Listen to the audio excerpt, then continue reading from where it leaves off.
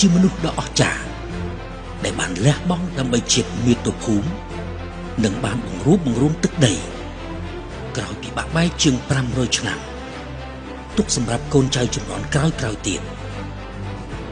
លោកតាបរមងារបច្ចុប្បន្នសម្ដេចអគ្គមហាសេនាបតីតេជោហ៊ុនសែនបានកើតនៅថ្ងៃទី5ខែសីហាឆ្នាំ1952ចុះបញ្ជីជាផ្លូវការថ្ងៃទី4ខែមេសាឆ្នាំ1951នៅឃុំពីមកោសនាស្រុកស្ទឹងត្រង់ខេត្តកំពង់ចាមសម្ដេចអគ្គមហាសេនាបតីតេជោហ៊ុនសែនបានសិក្សានៅក្នុងស្រុកភូមិហើយនៅឆ្នាំ1964បានមករស់នៅក្នុងវត្តលៀកកវ័នទីក្រុងភ្នំពេញដើម្បីបន្តការសិក្សានៅវិទ្យាល័យអន្តរទេវី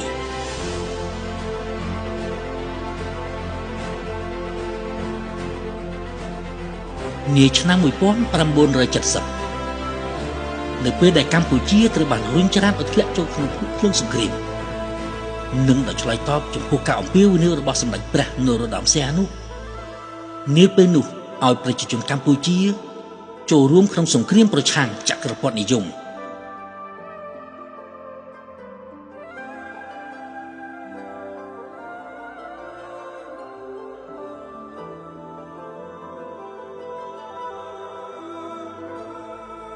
នៅក្នុងវ័យ18ឆ្នាំលោកតាបានចូលរួមជាមួយចលនាតស៊ូដែលក្រោយមកបានរំដោះប្រទេសនៅថ្ងៃទី17ខែមេសាឆ្នាំ1975មួយថ្ងៃមុនថ្ងៃជ័យជំនះគឺថ្ងៃ16មេសាឆ្នាំ1975លោកតាបានត្រូវរបួសភ្នែកខាងឆ្វេងពេលបានជាសះស្បើយបន្ទាប់ពីការព្យាបាលអស់រយៈពេលជាយូរខែលោកតាក៏បានរៀបអាពាហ៍ពិពាហ៍ជាមួយនឹងលោកយាយដែលបច្ចុប្បន្នមានបរមងារជាសម្ដេចគតិព្រឹទ្ធបណ្ឌិតប៊ុនរ៉ានីហ៊ុនសែន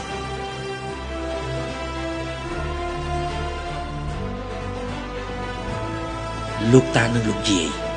មានបុត្រាបុត្រីទាំងអស់ចំនួន6នាក់ទី1ហ៊ុនកំសត់ស្លាប់ក្នុងរបបប្រល័យពូជសាសន៍ប៉ុលពត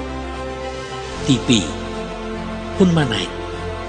ទី3ហ៊ុនម៉ាណាទី4ហ៊ុនម៉ាណិតទី5ហ៊ុនម៉ានីនិងទី6ជាកូនពៅហ៊ុនម៉ាលីអាជីពនយោបាយដោយមើលឃើញពីការប្រល័យពូជសាសន៍នៃនយោបាយរបស់ប៉ុលពតនាឆ្នាំ1977លោកតាបានចាក់ចែងពីគ្រួសារជាទីស្រឡាញ់ម្ដងទៀតដើម្បីដឹកនាំចលនាតស៊ូមួយដែលមានគោលបំណងរំដោះប្រទេសជាតិកម្ពុជានិងប្រជាជនចេញពីរបបប្រល័យពូជសាសន៍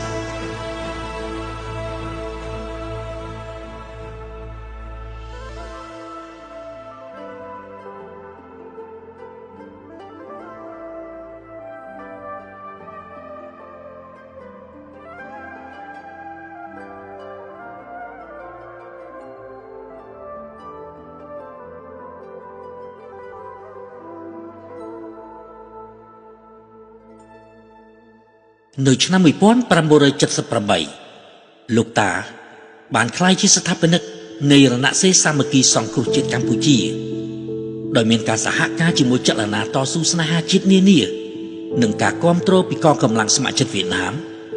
រណសិរ្សបានសង្គ្រោះប្រទេសនិងប្រជាជនកម្ពុជាទាំងស្រុងនៅថ្ងៃ7មករាឆ្នាំ1979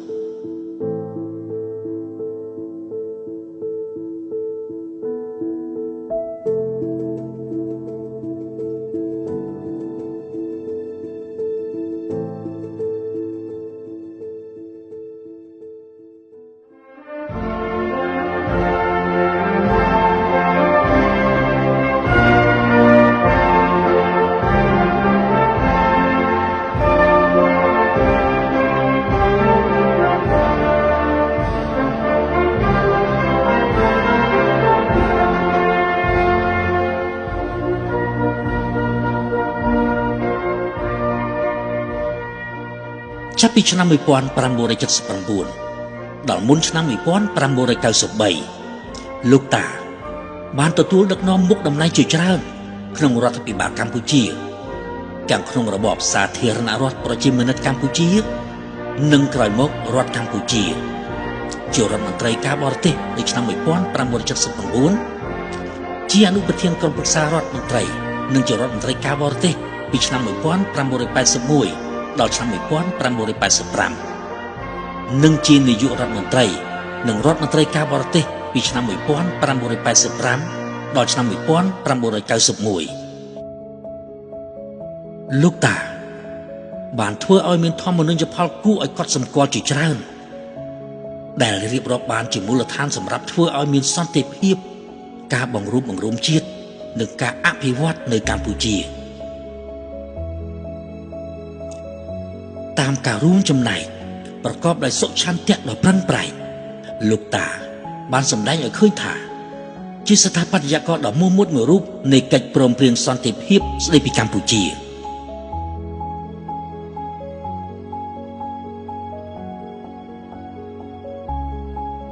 ឆ្លងកាត់តាមការអនុវត្តកិច្ចព្រមព្រៀងសន្តិភាពនិងការបោះឆ្នោតសកលឆ្នាំ1993ចាប់ពីឆ្នាំ1993ដល់ឆ្នាំ1998លោកតាមានភពវាសនាបានបម្រើប្រទេសជាតិជាបន្តទៀតក្នុងឋានៈជាសហនាយករដ្ឋមន្ត្រីនិងជានាយករដ្ឋមន្ត្រីទី2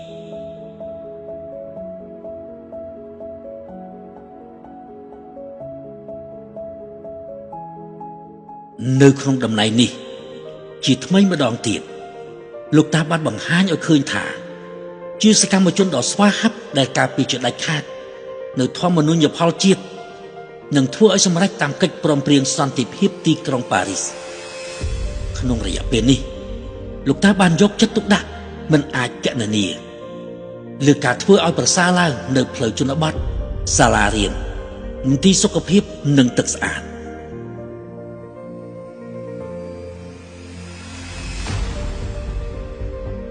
នាខែកក្កដាឆ្នាំ1998ការបោះឆ្នោតសកលជាលើកទី2បានដំណើរការហើយនាំជោគជ័យគណៈបកប្រជាជនដែលលោកតាជាអនុប្រធានលោកតាបានក្លាយជានាយករដ្ឋមន្ត្រីដឹកនាំរដ្ឋាភិបាលចម្រុះ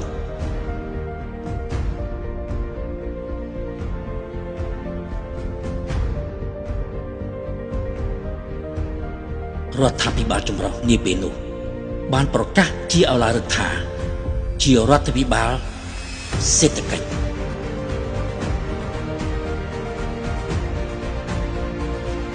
គឺជាលើកទី1ហើយការដឹកនាំរបស់លោកតាបាននាំកម្ពុជាឲ្យក្លាយជាសមាជិកទី10នៃសមាគមប្រជាជាតិអាស៊ីអាគ្នេយ៍និងបានបញ្ចប់តាមរយៈនយោបាយឈ្នះឈ្នះនៅការគំរាមកំហែងរបស់ខ្មែរក្រហម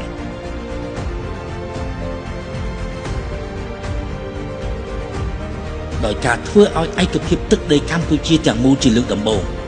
ក្រោយមានការបាក់បែកគ្នាអស់រយៈពេលជាង500ឆ្នាំ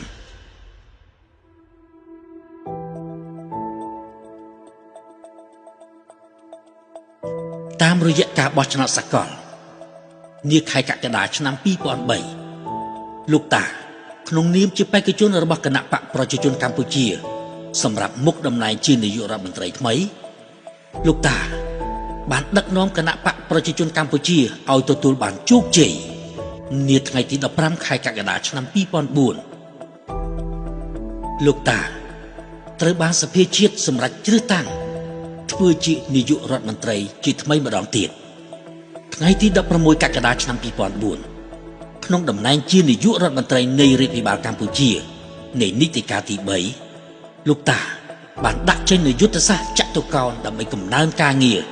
សមធម៌និងប្រសិទ្ធភាពសម្រាប់កម្ពុជាជាបន្តការអនុវត្តនូវយុទ្ធសាស្ត្រត្រីកោណដែលលោកតាបានដាក់ចេញពីនីតិកាលមុនថ្ងៃទី23វិច្ឆិកាឆ្នាំ2005មហាសន្និបាតវិសាមញ្ញតំណាងទូទាំងប្រទេសរបស់គណៈបកប្រជាជនកម្ពុជាបានសម្រេចជាឯកច្ឆន្ទជ្រើសតាំងលោកតាជាបេក្ខជនសម្រាប់តំណែងនាយករដ្ឋមន្ត្រីនៃរដ្ឋាភិបាលកម្ពុជាអាណត្តិទី4នៃរដ្ឋសភាថ្ងៃ24កញ្ញាឆ្នាំ2008បន្ទាប់ពីបានជោគជ័យក្នុងការបោះឆ្នោតសកលនៅថ្ងៃទី27ខែកក្កដាឆ្នាំ2008គណៈបកប្រជាជនកម្ពុជាទទួលបាន90អាសនៈក្នុងចំណោម123អាសនៈក្នុងរដ្ឋសភា លោកតាត្រូវបានជ្រើសតាំងពីរដ្ឋសភានីតិកាលទី4និងចាត់តាំងពីព្រះករុណាព្រះបាទសម្ដេចព្រះបរមនាថនរោត្តមសីហមុនីព្រះមហាក្សត្រនៃកម្ពុជាជានាយករដ្ឋមន្ត្រីសម្រាប់អាណត្តិទី5ឆ្នាំថ្មី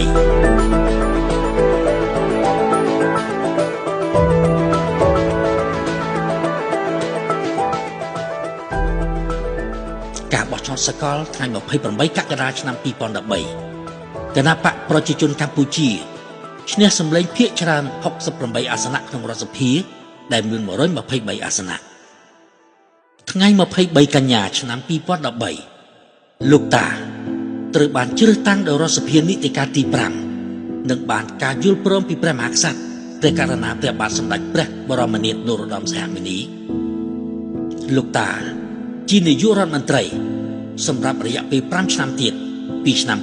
2013ដល់ឆ្នាំ2018ការបោះឆ្នោតជាតិកាលពីថ្ងៃទី29ខែកក្កដាឆ្នាំ2018គណបកប្រជាជនកម្ពុជាឈ្នះអាសនៈសភាទាំង125អាសនៈលោកតាបន្តធ្វើជានាយករដ្ឋមន្ត្រីជាបន្តទៀត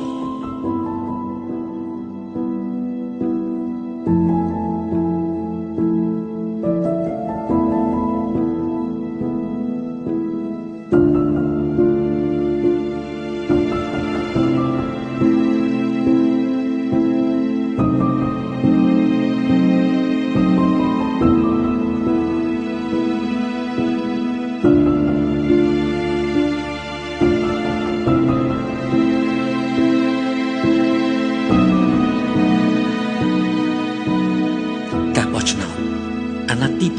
7គណបកប្រជាជនកម្ពុជាបានទទួលលេខរៀងទី18សម្រាប់ការប្រកួតប្រជែងក្នុងការបោះឆ្នោតជ្រើសតាំងតំណាងរាស្ត្រអាណត្តិទី7ក្នុងខែកក្កដាឆ្នាំ2023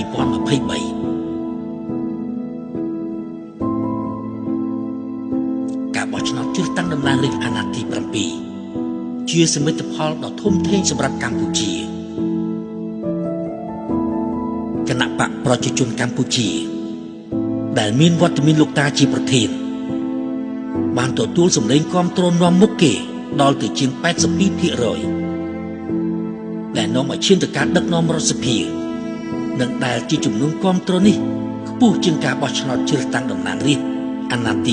6ឆ្នាំ2018ទៅទៀតក្រោយការបោះឆ្នោតនេះកាលពីថ្ងៃទី26ខែកក្កដាឆ្នាំ2023លោកតាបានចេញមកប្រកាសដល់គួរឲ្យភ្ញាក់ផ្អើលថាលោកតាមិនបន្តកាន់តំណែងជានាយករដ្ឋមន្ត្រីអាណត្តិថ្មីនេះទៀតទេដោយប្រគល់ជូនលោកបណ្ឌិតហ៊ុនម៉ាណែតជាបេក្ខជននាយករដ្ឋមន្ត្រីមួយទៀតដែលគណៈបកប្រជាជនកម្ពុជាសម្រាប់នាពេលកន្លងទៅខ្ញុំបានចូលក្រាបថ្វាយបង្គំកលព្រះមហាក្សត្រជាទីសក្ការៈរបស់យើងដើម្បីទូលថ្វាយអំពីពាក់ទិននិងបញ្ហាការបោះឆ្នោតនិងដំណើរការត្រូវរៀបចំនៅពេលខាងមុខជំហានដំបូងនេះខ្ញុំប្រកាសថាខ្ញុំសូមទូលប្រគេននិងជម្រាបជូនចំពោះបងប្អូនជនរួមជាតិថាការបោះឆ្នោតរបស់យើងនៅក្នុងឆ្នាំ2003នេះគឺជាការបោះឆ្នោតបំបែកនៅឯកតកម្មដែលបានរៀបចំកន្លងទៅនោះគឺនៅត្រង់ថាបើទោះបីជាមានការញុះញង់បង្កចលាចលអំពីរឿងប្រជាជនមិនឲ្យទៅបោះឆ្នោតក៏ដោយក៏ប៉ុន្តែអត្រានៃការចូលរួមបោះឆ្នោតគឺមានរហូតដល់ 84.58% ដែលជាតួលេខបណ្ដោះអាសន្នតាមពិតទៅតួលេខនេះគឺត្រូវប្រកាសដោយគណៈកម្មការជាតិរៀបចំការបោះឆ្នោតជាផ្លូវការប៉ុន្តែក៏បានបោះឆ្នោតបានប្រកាស ជាបដសន្នរួចហើយដែរដែលខ្ញុំប្រកាសថាខ្ញុំឃើញថានេះជាសន្ទុះដ៏ខ្លាំងនៃដំណើរការប្រជាធិបតេយ្យម្ខាងនិងម្ខាងទៀតគឺការជឿទុកចិត្តចំពោះគណៈបកប្រជាជនឲ្យដឹកនាំរាជរដ្ឋាភិបាលក្រៅពីនេះខ្ញុំប្រកាសថាខ្ញុំសូមទូលប្រគេនចំពោះបដិជគុណប្រសពសម្ដេចបដិជគុណព្រះសង្ឃគ្រប់ព្រះអង្គនិងបងប្អូនជនរួមជាតិឲ្យបានជ្រាបថាយោងទៅលើការសម្រេចចិត្តរបស់គណៈអចិន្ត្រៃយ៍នៃគណៈបកប្រជាជនកម្ពុជាហើយក៏យោងទៅលើការដែលខ្ញុំប្រកាសថាខ្ញុំបានចូលទៅកល់ព្រះមហាក្សត្រខ្ញុំប្រកាសថាខ្ញុំសូមការយោគយល់ពីសំណាក់បងប្អូនប្រជាពលរដ្ឋដើម្បីប្រកាសថាខ្ញុំប្រកាសថាខ្ញុំនឹងមិនបន្តមុខតំណែងជានាយករដ្ឋមន្ត្រីនោះទេខ្ញុំប្រកាសថាខ្ញុំពិតជាបានប្រកាសខ្លួនថាជាបេក្ខជននាយករដ្ឋមន្ត្រីសម្រាប់នីតិកាលទី7ហើយអាដាមហ៊ុនម៉ាណែតគឺជាបេក្ខជននាយករដ្ឋមន្ត្រីអនាគតតែសភាពការគឺបានតម្រូវឲ្យត្រូវធ្វើការរៀបចំរាជរដ្ឋាភិបាលចាប់ពីដើមរដ្ឋនេះទៅដើម្បីធានានៅភាពរលូននៃដំណើរការរាជរដ្ឋាភិបាលដោយគ្មានអាខាតថ្ងៃទី14ខែមករាឆ្នាំ2023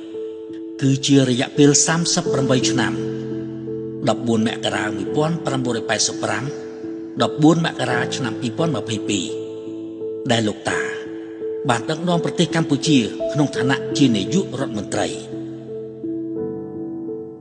លោកតាបានយកជីវិតទៅរំលត់ភ្លើងសង្គ្រាមលោកតាឡើងកាន់តំណែងជានាយករដ្ឋមន្ត្រីគឺចំពេលប្រទេសជាតិខ្វះស្បៀងអាហារយ៉ាងខ្លាំងព្រោះតែជួបទឹកជំនន់និងគ្រោះរាំងស្ងួតក្នុងឆ្នាំ1984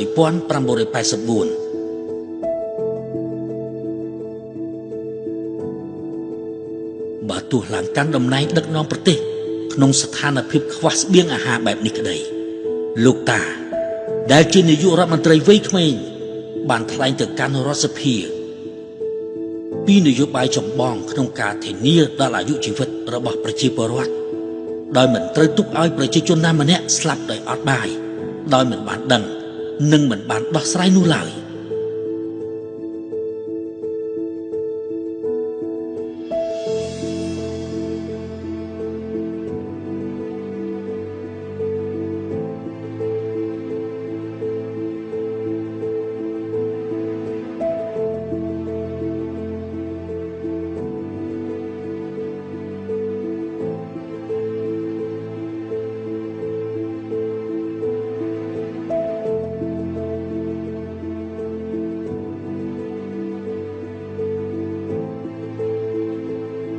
នយោបាយនេះ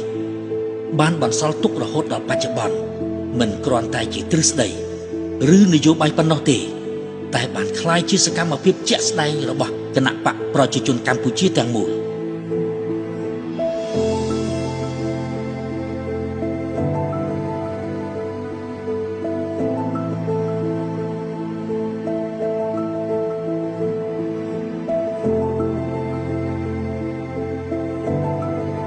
ការវិវត្តសេដ្ឋកិច្ចរបស់កម្ពុជាក្រោមការដឹកនាំរបស់លោកតាការផ្ដើមជីវិតជានាយករដ្ឋមន្ត្រីរបស់អតីតយុទ្ធជនឆ្លងកាត់និងពុះពៀសមរភូមិរាប់មិនអស់នេះត្រូវប្រឈមការលំបាកជាច្រើនគ្រា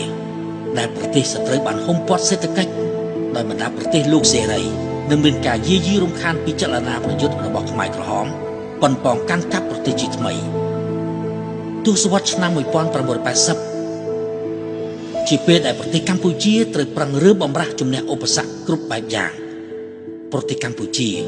ត្រូវបានចាត់ទុកជាប្រទេសក្រីក្របំផុតនៅអាស៊ីអាគ្នេយ៍ប្រជាពលរដ្ឋកម្ពុជាក្រីក្រតោកយ៉ាក់បំផុតពឹងតែលើការធ្វើស្រែចម្ការយកអង្ករហូបនិងការជួញដូរបន្តិចបន្តួចប៉ុណ្ណោះ មិនមានការធ្វើចំនួនជួញដូរអ្វីជាដុំកំភួននោះឡើយក្រៅពីបញ្ហាសេដ្ឋកិច្ចនិងមានបញ្ហាជាច្រើនទៀតដូចជាការអប់រំបណ្ដុះបណ្ដាលធនធានមនុស្សនិងការបញ្ចប់ភ្លើងសង្គ្រាមនៅកម្ពុជាសុទ្ធសឹងតែជារឿងនាយករដ្ឋមន្ត្រីវ័យក្មេងរូបនេះត្រូវពុះពៀសម្រាប់ឲ្យខានតែបានក្នុងនាមជាអ្នកទទួលខុសត្រូវលើជោគវាសនាប្រទេសជាតិនិងប្រជាជនទោះបីជាមានបញ្ហារាប់ម៉ឺនជំពូកយ៉ាងណាក្តីលោកតាបានប្រឹងប្រែងជំនះឧបសគ្គនិងដោះស្រាយបញ្ហាជាបន្តបន្ទាប់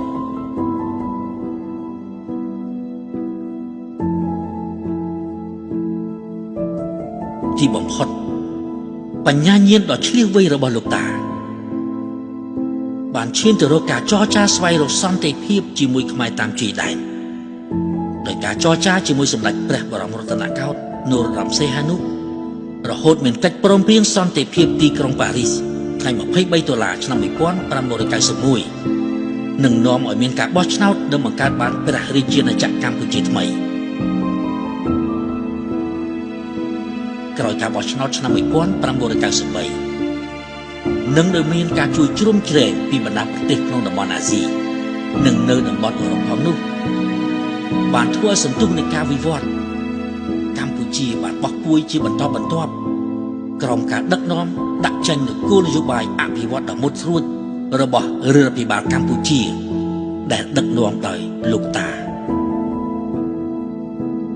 គេក៏មិនអាចភ្លេចបានដែរបើទោះបីជាមានការជួយជ្រោមជ្រែងពីបរទេសនិងមានការដាក់ចេញគោលនយោបាយច្បាស់លាស់បែបណាក៏ដោយក៏ប្រទេសកម្ពុជាមិនអាចបោះពួយការអភិវឌ្ឍរបស់ខ្លួនឲ្យបានខ្លាំងក្លាឡើយប្រសិនបើចលនារបស់ខ្មែរក្រហមនៅតាមជ័យដែនខ្មែរថៃមិនត្រូវបានបិទបញ្ចប់នោះទេ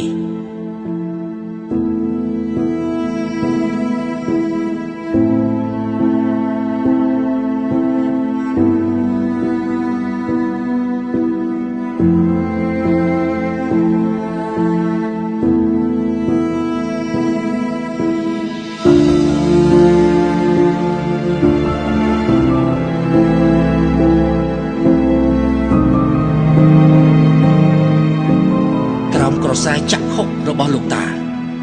ដែលមើលឃើញយ៉ាងច្បាស់ថាការបិទបញ្ចប់សង្គ្រាមតាមទល់ដែនជាចំណុចគោលសំខាន់សម្រាប់នាំមកនូវការអភិវឌ្ឍជាតិនោះលោកតាក៏បានដាក់ចេញផែនការនិងការអនុវត្តគោលនយោបាយឈ្នះឈ្នះដោយបើកការចរចាជាមួយក្រុមខ្មែរក្រហមរហូតយកកម្លាំងតស៊ូរបស់ខ្មែរក្រហមមកជ្រកក្រោមដំបូលរដ្ឋាភិបាលតែមួយនាំឲ្យកម្ពុជា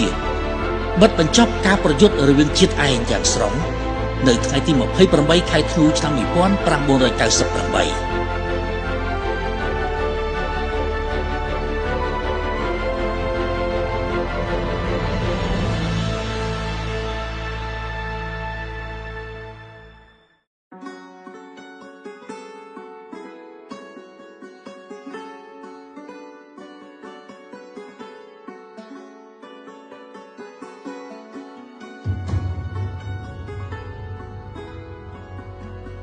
ដើមចេញពីការបិទបញ្ចប់សង្គ្រាមផ្ទៃក្នុងនេះបានធ្វើឲ្យកម្ពុជាទទួលបានឱកាសពេញបរិបូរណ៍ក្នុងការអភិវឌ្ឍប្រទេសជាតិរយៈពេល38ឆ្នាំក្រោមការដឹកនាំរបស់លោកតាសម្ដេចអគ្គមហាសេនាបតីតេជោហ៊ុនសែនបានធ្វើឲ្យកម្ពុជាដែលជាប្រទេសក្រីក្របំផុតក្រោយរំដោះចេញពីរបបប្រល័យពូជសាសន៍ប៉ុលពតនាឆ្នាំ1979បានក្លាយជាប្រទេសមានចំណូលមធ្យមកម្រិតទាបនាពេលបច្ចុប្បន្នប្រជាពលរដ្ឋកម្ពុជាដែលជាប្រជាពលរដ្ឋមិនមានចំណូលសោះមកជាប្រជាពលរដ្ឋមានចំណូលជាមធ្យមប្រមាណ$1.730អាមេរិកប្រទេសកម្ពុជាក្រោយរំដោះពីរបបប្រល័យពូជសាសន៍ដែលមានប្រជាពលរដ្ឋត្រឹមតែជាង5លាននាក់បានក្លាយជាប្រទេសមានប្រជាពលរដ្ឋប្រមាណ17លាននាក់នាពេលបច្ចុប្បន្ន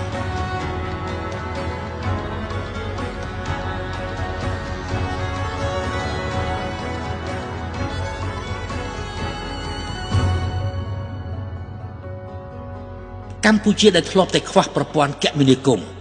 ផ្លូវ ស្ពានថ្នល់សម្រាប់ប្រជាពលរដ្ឋធ្វើដំណើរនិងបម្រើការដឹកជញ្ជូនពីអតីតកាលនោះ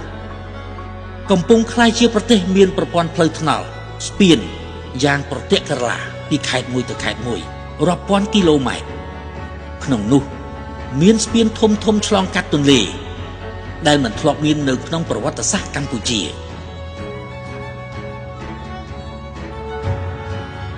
រាជធានីភ្នំពេញដែលមានប្រជាពលរដ្ឋរស់នៅតិចតួចបំផុតពីអតីតកាល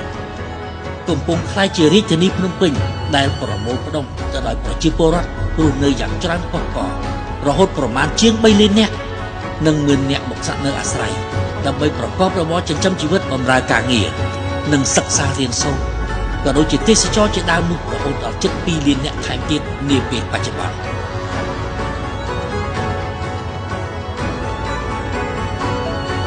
រាជធានីភ្នំពេញដែលមានអគារលំនៅឋានតិចតួចសេសសល់ពីភ្លើងសង្គ្រាមកំពុងក្លាយជារាជធានីដែលមានអគារលំនៅឋានអគារពាណិជ្ជកម្មខ្ពស់ទាបយ៉ាងច្រើនស្អេកស្កះ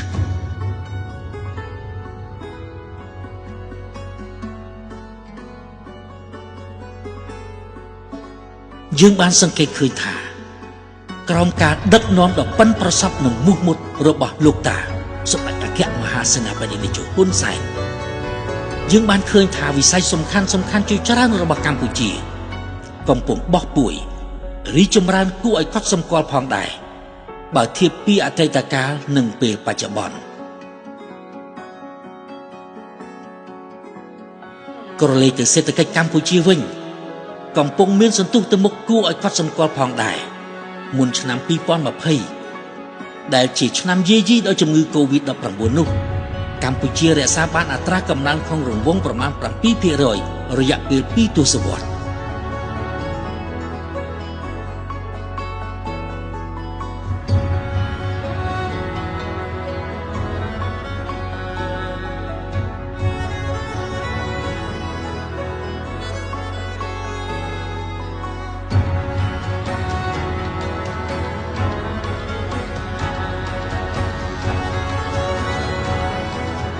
ភាពឆ្លៀសវៃប៉ិនប្រសប់ពោពេញដោយឆន្ទៈទស្សនវិស័យវែងឆ្ងាយច្បាស់លាស់និងការតម្កល់ប្រយោជន៍ជាតិប្រជាជនជាចម្បងបានធ្វើឲ្យការដឹកនាំរបស់លោកតានៅតែបន្តរក្សាភាពខ្លាំងក្នុងរយៈពេលបច្ចុប្បន្នបើទោះបីសង្គមកំពុងប្រឈមវិបត្តិកើតចេញពីការរាតត្បាតនាងយីដោយ COVID-19 ក៏ដោយក្តីក្នុងពេលជួបវិបត្តិ COVID-19 កម្ពុជាដឹកនាំដោយលោកតាសម្ដេចអគ្គមហាសេនាបតីតេជោហ៊ុនសែនបានយកឈ្នះភាពខ្លាំងនៃការដឹកនាំដោយយកឈ្នះលើโรគរាតត្បាតជំងឺ COVID-19 បានឆាប់រហ័សនិងដោះស្រាយរាល់វិបត្តិសេដ្ឋកិច្ចសង្គមបានយ៉ាងល្អប្រសើរតាមរយៈការបញ្ចេញកញ្ចប់ថវិកាជាតិអន្តរាគមន៍ក្នុងវិស័យនានារួមទាំងការចិញ្ចឹមប្រជាពលរដ្ឋផងដែរលោកតាបានបញ្ជាក់ថាក្នុងពេលកម្ពុជាជួបវិបត្តិ COVID-19 រាជរដ្ឋាភិបាលបានបញ្ចេញកញ្ចប់ថវិកាជាតិពីការសន្សំដោះស្រាយបញ្ហាសរុបប្រមាណជាង $2,000 លាន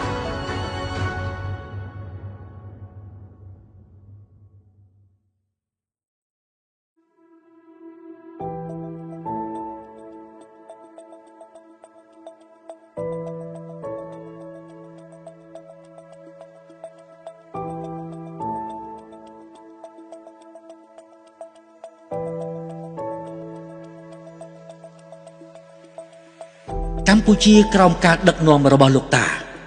សម្ដេចអគ្គមហាសេនាបតីតេជោហ៊ុនសែនរយៈពេល38ឆ្នាំមិនត្រឹមតែជំរុញការរីកចម្រើនសេដ្ឋកិច្ចជាតិនិងប្រជាជនប៉ុណ្ណោះទេប៉ុន្តែលោកតាបានដាក់ចេញនយោបាយការបរទេសយ៉ាងរស់រវើកតាមរយៈនយោបាយការបរទេសដ៏ប៉ិនប្រសប់នេះបានធ្វើឲ្យកម្ពុជាប្រែក្លាយពីប្រទេសធ្លាប់គេជួយដោះស្រាយវិបត្តិទៅជាប្រទេសរួមចំណែកយ៉ាងសកម្មក្នុងការដោះស្រាយវិបត្តិរបស់តំបន់និងពិភពលោកវិញជាក់ស្ដែងឆ្នាំ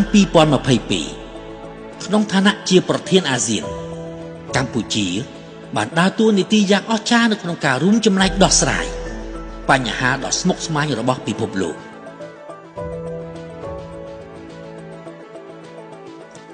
បណ្ដាប្រទេសទាំងអស់ទាំងតូចទាំងធំក្នុងតំបន់និងពិភពលោកបានជួបជុំគ្នាលើទឹកដីកម្ពុជាដើម្បីជជែកពិភាក្សានិងដាក់ចេញនូវដំណោះស្រាយនានាតាមរយៈភាពជាប្រធានអាស៊ានឆ្នាំ2022ធ្វើឲ្យមានការស្ញប់ស្ញែងនិងការកោតសរសើរអំពីទួនាទីរបស់កម្ពុជាដែលជាការលើកតម្កើងនូវកិត្យានុភាពរបស់កម្ពុជាយ៉ាងត្រដែតមិនធ្លាប់មាន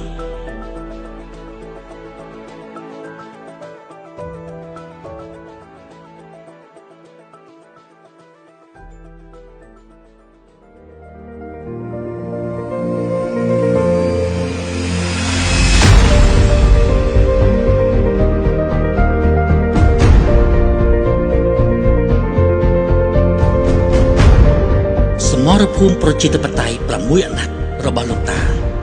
បានផ្ដួលគូប្រកួត5អាណត្តិជាប់គ្នាមិនរាប់បញ្ចូលពីព្រឹត្តិការណ៍នៃការបោះឆ្នោតឆ្នាំ1993ដែលជាការបោះឆ្នោតលើកដំបូង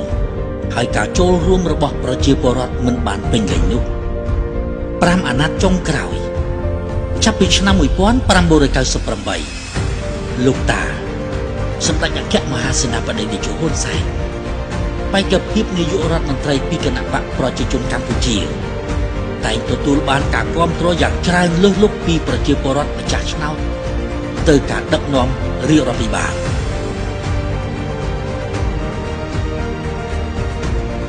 រយៈពេល38ឆ្នាំក្នុងតំណែងជានាយករដ្ឋមន្ត្រីកម្ពុជាលោកតាបានកាន់ចង្កូតនាវាកម្ពុជា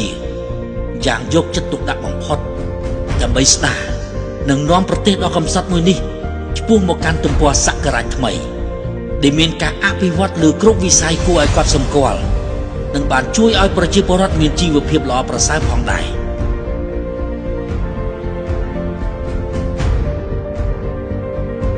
លោកតាបានកសាងនូវកិត្តិយសកិត្តិនាមពោពេញដោយមោទនភាពនិងក្តីសង្ឃឹមសម្រាប់វឌ្ឍនភាពនិងការរីកចម្រើនរបស់កម្ពុជាតាមរយៈសារនយោបាយនានាលោកតាបានកំណត់គោលដៅរបស់ខ្លួនរុញនាវាកម្ពុជាឲ្យក្លាយជាប្រទេសមានចំណូលមធ្យមកម្រិតខ្ពស់នៅឆ្នាំ2030និងក្លាយជាប្រទេសមានចំណូលខ្ពស់នៅឆ្នាំ2050ខណៈគម្រោងវិនិយោគធំជាមួយទុនរាប់ពាន់លានដុល្លារជាច្រើនកំពុងលេចចេញរូបរាងនាពេលបច្ចុប្បន្ន